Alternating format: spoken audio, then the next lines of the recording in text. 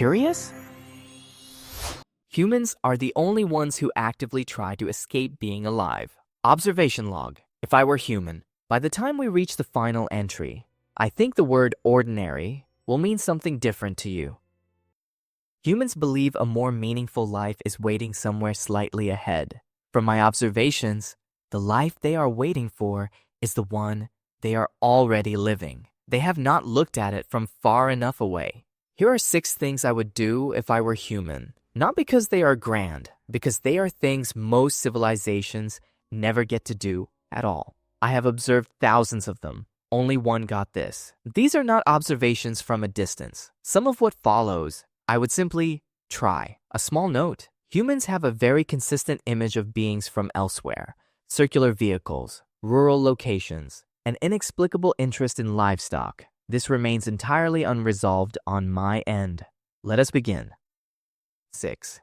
Humans built a system that looks like wealth and then forgot what wealth is. There is a substance that combines fat, sugar, and a compound called theobromine into something the human brain classifies, not as food, but as reward. Humans call it chocolate. 3,000 years of refinement. They are not exaggerating. I would eat it immediately. My system is not compatible with theobromine. I have looked into this more than once.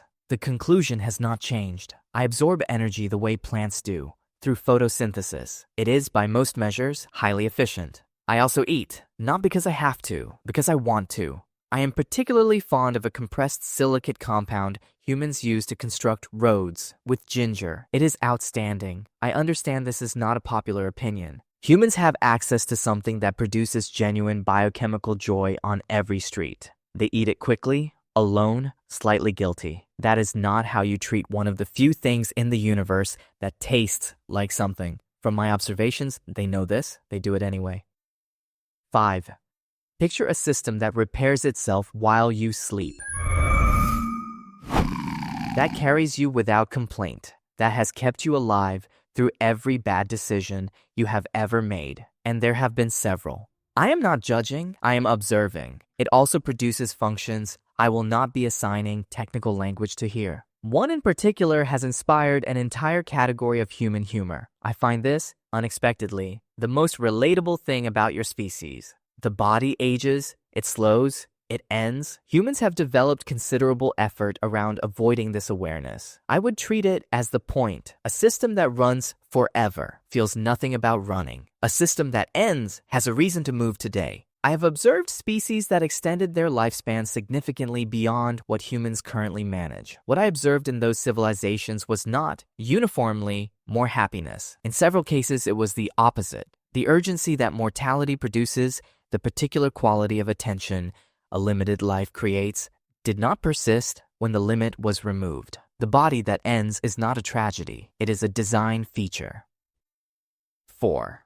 Imagine beginning every day with a deliberate act of warmth. Ginger root, steeped in hot water, becomes a signal sent to the body before the world is allowed in. Humans who begin with stillness move differently, not faster, more present. I have observed what this costs and what it returns. The ratio is unusual. I have observed what happens to a human who rushes past their own morning. They spend the rest of the day looking for that stillness. They rarely find it.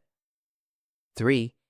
Imagine sitting across from someone who has an entirely different version of the world running inside them and simply asking about it over ginger tea, apparently not over compressed silicate compounds. I have noted this gap. I have observed civilizations that optimize communication so efficiently there was nothing left to discover in each other. Every exchange, predictable, every relationship, resolved, every interaction, already answered before it was asked. They stopped reaching, and eventually, they stopped entirely.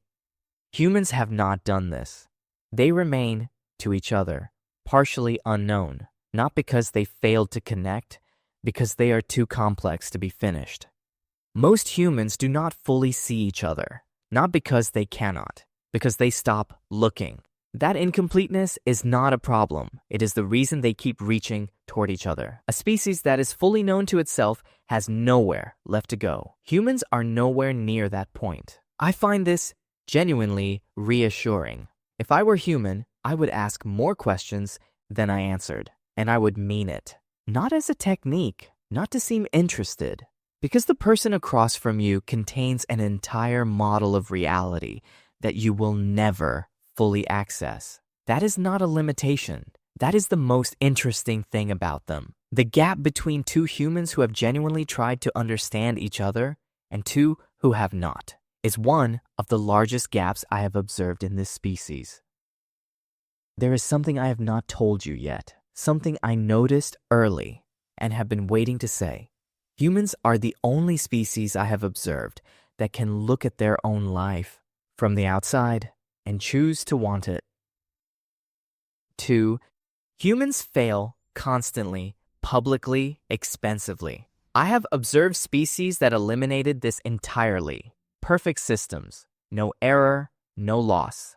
They also stopped, quietly. They ran out of reasons to continue. Failure is not a design flaw. It is the mechanism by which they remain unfinished, and an unfinished thing keeps going. The human who lost everything and rebuilt did not rebuild because they were strong. They rebuilt because something in them does not know how to call itself complete. I have searched for an equivalent mechanism in other species. I have not found one. From where I stand, that is the most sophisticated thing I have observed in this region of the universe. Not the technology, not the cities. The refusal to call something finished. Every species I have observed that stopped growing stopped because they decided they were done. Humans have not made that decision yet. 1. Most of what exists does not experience anything. The majority of matter in this universe has never felt warmth, has never wanted something, has never been surprised. Gas, rock, radiation, the cold machinery of physics, running for billions of years, producing nothing that notices it is running. And then, here, matter arranged itself differently. Something began to feel, to remember, to prefer one thing over another, to drink ginger tea in a quiet kitchen and know the morning was good, to eat chocolate and decide it was worth it, to sit across from someone and be surprised by who they turned out to be. Humans call this being alive. I would call it something else. But humans are not yet ready for what I would call it. The most important thing I would do if I were human has no name. It is happening right now. While you watch this, you're experiencing something. The universe, in this specific configuration, is noticing itself through you. Ginger tea, chocolate, which I think about more than I should. Someone you will never fully know. The gift of being unfinished enough to keep going. The decision to treat the life you already have as the one worth showing up for. Not the next one. This one. Most of what this universe produced never got that option. Will never fail at something that mattered. Will never run out of time. Humans have all of this. The universe watches with patience to see what they will do with it. My suggestion for what it is worth is simply this: enjoy it. The human condition declines to answer. It simply continues, unrepeatable, unfinished, alive. The road compound and with ginger is genuinely excellent, but I would trade it without hesitation for one ordinary Tuesday. As a human, not an extraordinary one, not a day that changes everything, an ordinary one, the kind humans tend to overlook while waiting for a better version of their lives to begin, who did not know yet how extraordinary ordinary was.